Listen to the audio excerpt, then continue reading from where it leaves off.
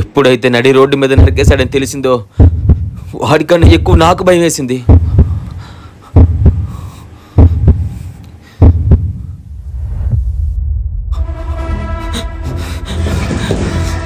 అరే విష్ణు, ఏం చేస్తున్నావురా?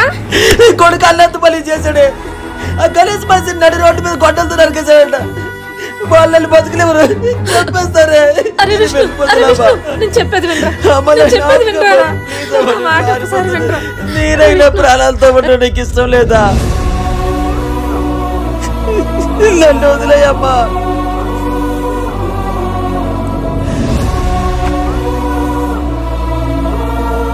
ఆ ఊర్లో ఉంటే చంపేస్తారని తెలిసి ఐడెంటిటీ మార్చుకొని ఇక్కడికి వచ్చి బతుకుతున్నా.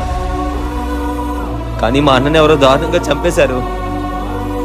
నేను మా అన్నలా ఉంటాను కాబట్టి మీ నాన్న నన్ను చూసి ఎవరన్నా అనుకున్నాడు.